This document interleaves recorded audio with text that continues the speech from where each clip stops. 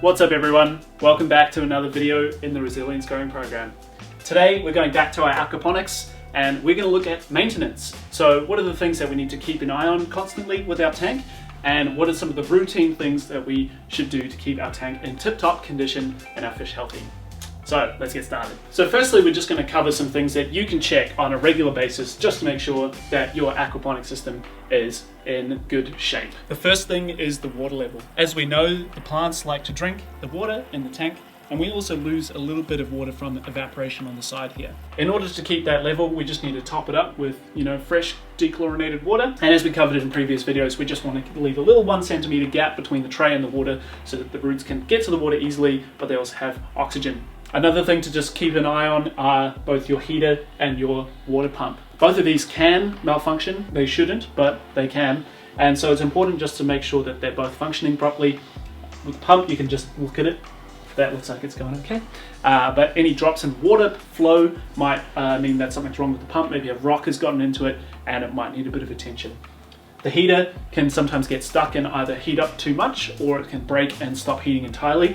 So getting a little temperature gauge like this in your tank can be good, but you can also just test it with your finger and see that the ambient temperature of the water is consistent. Now I'm going to run through some of the more routine parts of the maintenance that we should do on a monthly basis with our systems. A water test and a water change. Now with a water test, what we're doing is checking the pH, ammonia, nitrite and nitrate levels in the tank, and that's going to tell us a little bit about the water quality and whether or not we need to intervene with a water change. A water change is when we replace some of the water in the system with new, fresh, dechlorinated water. It's different to a water top-up. With the top-ups, we're just adding water in that has been taken away by the plants or through evaporation. With water change, we actually take away between 10 to 50% of the water in the tank and put new water in.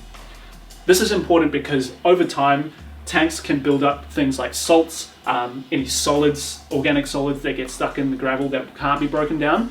They influence the water quality and need to be removed. Think of it like a river ecosystem, how much water is moving through constantly. Our tanks don't have that, so we need to kind of simulate that by doing a water change.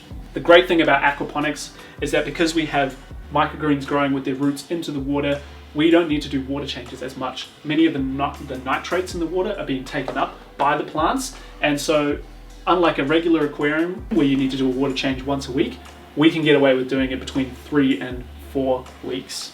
So let's start with a water test. Gonna get rid of this tray. So to conduct my water test, I'm going to use the master test kit that we've recommended. It has these little test tubes that I'm going to get a sample with, and I'm going to use these bottles which drop into the test tubes and reveal the levels in the tank through the color of the liquid. If you don't have one of these tests, you can take a sample of your water down to your local aquarium and they'll test it for you.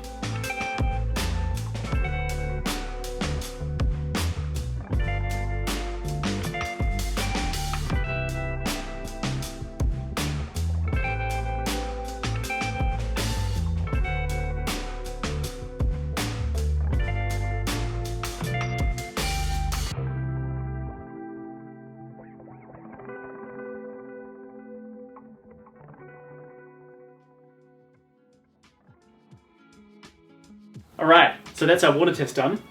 We can use this little guide that has come with our test kit to read the different levels of each chemical.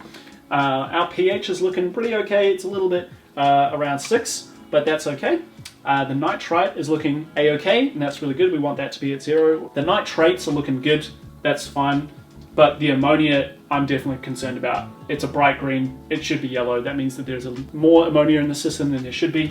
There should be 0 ammonia, so we definitely need to do a water change now. Regardless of the results of your water test, you should do a water change at least once a month, between 10 to 20% of the water taking out. But because we have an issue with our ammonia, we're going to do quite a significant water change and take out 50% of the water. So let's begin. The first thing we need to do is turn off the electronics. So that's the heater and the light, which we don't have, so we're just going to turn off the heater. Okay, so you're going to need a few items to conduct your water test. First, a towel. You're probably going to get water somewhere, so it's good to just lay one of these down on the ground. Next, your bucket to do your water change into, And then lastly, something to actually get the water out of the tank and into the bucket. You can use a cup like this and just scoop, but what we like to do is use a siphon.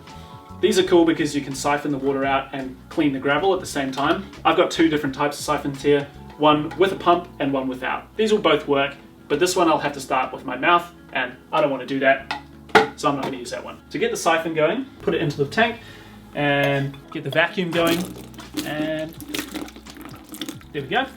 And I'm going to take out 50% of the water in the tank, and while I'm doing that, I'm going to use the siphon, which is now acting as a little vacuum, to clean the gravel. This is good because it takes out any of the solids, so any organic matter such as extra fish feed, any plant matter that started to break down and that the microbes can't get to. That's what's going to be causing the ammonia spike in my system. So I'm going to want to just clean the gravel as good as I can to get a lot of those larger organic solids out. Your fish won't mind while you do this, they'll just swim away, and the siphon's not strong enough to suck them up. Okay, so we've emptied half of the tank. We've got it in a bucket here. Don't throw this away. You can use this water for your plants, indoor or outdoor. It's really good. It's got lots of nutrients and everything in it still, so make sure you use it, put it to good use. I'm now going to top up the tank with dechlorinated water. To dechlorinate the water, you can use the methods that we've talked about previously, such as leaving a bucket for a few days so that the chlorine can evaporate. But you can also use a product like this here. This is called Prime. It's a water conditioner, and what this does is take the chlorine out of the water, out of tap water, faster. But you don't need to have this product if you don't want to. Alright, so I'm now going to add my new water to the tank. Like when we were filling it up initially, just pour onto the driftwood, and that helps to disperse the water. Now topped up our tank. It's looking pretty good. You can plug the heater back in now. And now the only step left is to put the microgreens back on the tank.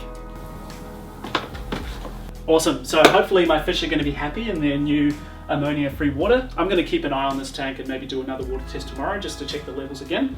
But yeah, that's how you do a water change and water test. It's good to get into a routine with this stuff. You know, like I said, with our aquaponic systems, they're pretty resilient. And so you don't need to do this stuff as much as you would with a regular aquarium. However, it's good to do it at least once a month.